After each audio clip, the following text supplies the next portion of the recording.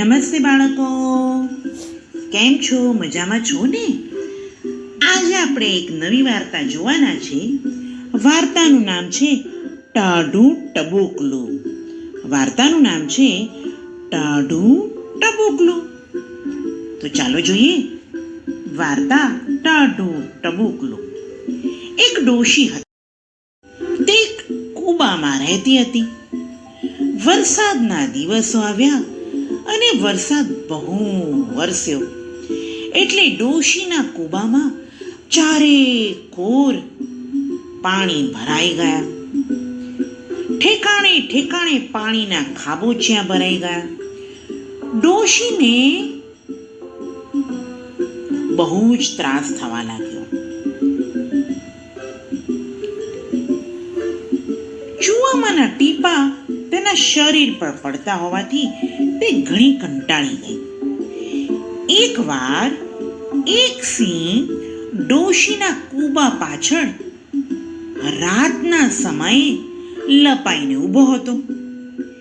એવામાં ડોશીને પગમાં ઠેસ લાગવાથી ખાબોચિયામાં ધડામથી પડી. શરીરે ટાઢું લાગવાથી બોલવા લાગી, હું સિંહલાથી પણ ના બેહું, હું વાઘલાથી પણ ના બેહું. બેહું તો ખાલી ટાઢા ટબુકલાથી. હું સિંહલાથી પણ ના બેહું, હું વાઘલાથી પણ ના બેહું, પણ બેહું તો આ ટાઢા ટબુકલાથી. ડોશીને આવું બોલતી સાંભળી સિંહ વિચારવા લાગ્યો, આ ડોશી સિંહથી કે વાઘથી કોઈથી પણ નથી બીતી, પણ ટાઢા ટબુકલાથી બીએ છે. તે વળી આ ટાઢું ટબુકલું શું હશે? એટલામાં ડોશીના વાંસામાં ઉપરથી એક મોટું પાણીનું ટીપું ટપક દઈને પડ્યું. ડોશી વળી કંટાળીને બોલી, હું સિંહલાથી પણ ના બીઉં, વાઘલાથી પણ ના બીઉં, બીઉં તો ખાલી આ ટાઢા ટબુકલાથી. સિંહ ફરીવાર ડોશીને આવું બોલતા સાંભળીને ગભરાયો અને ટાઢા ટબુકલાથી બચવા માટે ઊભી પૂંછડીએ ભાગ્યો. દોડતા દોડતા દોડતા દોડતા રસ્તામાં એક વડ આવ્યો. વડ ઉપર એક વાંદરો ધ્રુજતો બેઠો હતો. નીચે ભૂલો પડેલો એક મુસાફર વડના થડ પાસે લપાઈને ઊભો હતો. સિંહને દોડતો જોઈને વાંદરાએ પૂછ્યું, ઓ સિંહભાઈ, ઓ વનરાજા, અરે તમે ધ્રુજતા ધ્રુજતા ક્યાં દોડ્યા જાઓ છો? સિંહ કહે, ભાઈ, હું ટાઢા ટબુકલાથી બહુ બીઉં છું. એક ડોશી બોલતી હતી, હું સિંહલાથી પણ ના બીઉં, વાઘલાથી પણ ના બીઉં, બીઉં તો એક ટાઢા ટબુકલાથી. આથી ડોશીને હું બોલતી સાંભળીને જીવ લઈને ભાગ્યો છું. સિંહની વાત સાંભળી વાંદરાને પણ બહુ બીક લાગી. ઝાડ પાસે સિંહને ઊભેલો જોઈ નીચે બેઠેલા માણસને બીક લાગી કે કદાચ આ સિંહ તેને ખાઈ જશે તો, એટલે તેણે ઝાડ ઉપર ચડવાનો વિચાર કર્યો. જ્યાં ડાળી પકડીને ઝાડ ઉપર ચડવા જાય છે ત્યાં તેના હાથમાં વાંદરાનું ટાઢું ટાઢું પૂંછડું આવ્યું. મુસાફરે વાંદરાનું પૂંછડું પકડ્યું એટલે વાંદરો તો ચમક્યો. મુસાફરે વાંદરાનું પૂંછડું પકડ્યું અને વાંદરો ચમક્યો. ઉઈ! અને ટાઢું ટબુકલું આવ્યું એવું લાગતા એણે તો ચીસ પાડી, ઉઈ માં! મુસાફરના હાથમાંથી પૂંછડું લપસી ગયું અને તે ધડામથી નીચે પડ્યો. વાંદરાની ચીસ અને મુસાફરના ધડામનો અવાજ આ બંને સાંભળ્યું અને સિંહને લાગ્યું કે ટાઢું ટબકલું મારી પાછળ અહીં સુધી આવી ગયું છે અને વાંદરાને પકડી લીધું લાગે છે.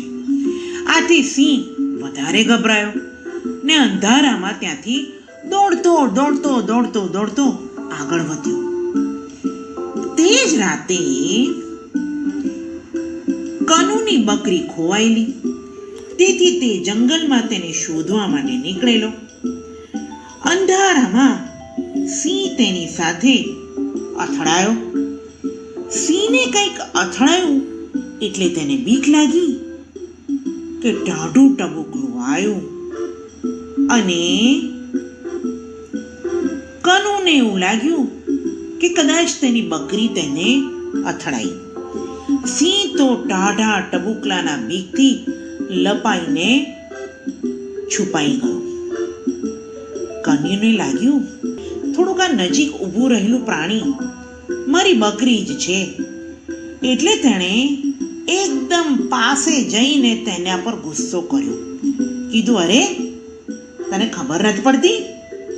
બધી બકરીઓ ઘરે આવી ગઈ અને તું એકલી જંગલમાં રખડ્યા કરે છે. ચાલ. એનો કાન પકડ્યો અને તેને પોતાની સાથે લઈ લીધો. કનુને તો કશી જ ખબર નહીં કે આ તેની બકરી નહીં પણ સિંહનો કાન પકડ્યો છે. સિંહને થયું કે આ મને ટાઢા ટબુકલાએ પકડી લીધો, હવે મારી ખેર નહીં. બીકમાં ને બીકમાં તે પણ કનુની પાછળ ચાલતો ગયો. કનુ એના ઘરે આવ્યો. અંધારામાં તેણે સિંહને વાડામાં બાંધી દીધો. સવારમાં ઉઠીને જ્યાં કનુએ બકરી બાંધી હતી ત્યાં કનુ જાય છે અને જુએ છે તો એ તો સિંહ. કનુ તો ગભરાયો. હવે શું કરું? તેણે તો ધીરે રહીને દૂરથી બધું જ જોયું કે આ તો સિંહ. અંધારામાં હું બકરીની જગ્યાએ સિંહ લઈ આવ્યો. હવે શું કરું? તેણે તો હિંમત કરીને તેને ધીમે ધીમે નજીક જઈ અને દોરડું છોડી દીધું. સિંહને મનમાં થયું, હાશ, ચાલો. ટાઢા ટબુકલાએ એને છોડી દીધો અને સિંહ તો જેવો દોરડામાંથી છૂટ્યો તેવો જંગલમાં ભાગ્યો. ભાગતા આગળ ને આગળ વધી ગયો. આમ સિંહ બચી ગયો અને જંગલમાં જતો રહ્યો. બાળકો, વાર્તામાં મજા આવી ને? સિંહ ટાઢું ટબકલું સમજીને આખા જંગલમાં ફર્યો અને છેવટે કનુ તેને બકરી સમજીને લઈ ગયો અને તેની જાળમાંથી પણ છૂટી ગયો. હવે આપણે નવી વાર્તા સાથે ફરી મળીશું. આવજો.